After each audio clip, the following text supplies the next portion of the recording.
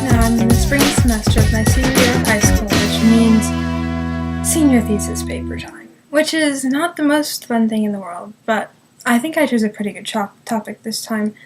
It's called chaos in theology is what my topic is, and it looks at the implications of the chaos theory in the theological realm, with Christianity in particular, because I go to a Christian school, and it makes for a very interesting paper.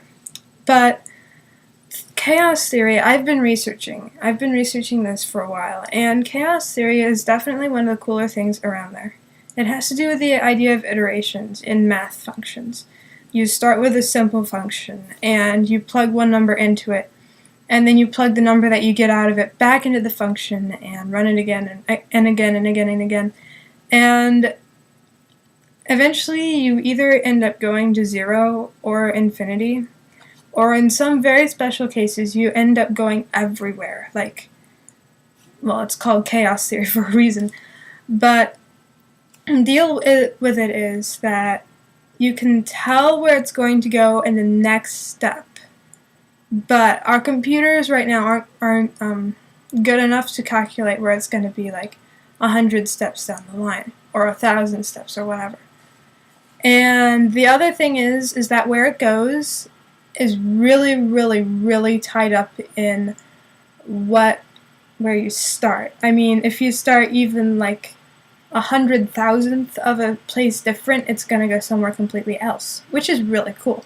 But they use this is how they do meteorology. They use the chaos thing. Actually, that was how it was discovered. A meteorologist had his computer had gone down. This was in the 50s, so the computers kind of sucked. But so it was in the 50s, and his computer had gone down, but he had the coordinates. So what he did was he plugged them in, but he didn't feel like writing out all the decimal numbers. And what came out was something completely different than what had been on his computer before it crashed. And so he was like, maybe I should run that again. So he put more decimal places in it, came out something different, and so on and so forth. And really, I just think that how this can be applied to theology is really the whole area of predestination. I like to describe chaos theory as unpredictable predictability. I mean, you know where it's going to go eventually, but you don't know where it's going to go next. I mean, you know where it's going to go next, but you don't know where it's going to go eventually. I said that backwards the first time. Yay. Which is... I've forgotten what I was saying. Whatever. But it's good for, I think it'll really give me a lot of insight into the whole debate of Calvinism versus Arminianism, which are two different theories of predestination, if you didn't know that. And I don't know. That'll be interesting to see.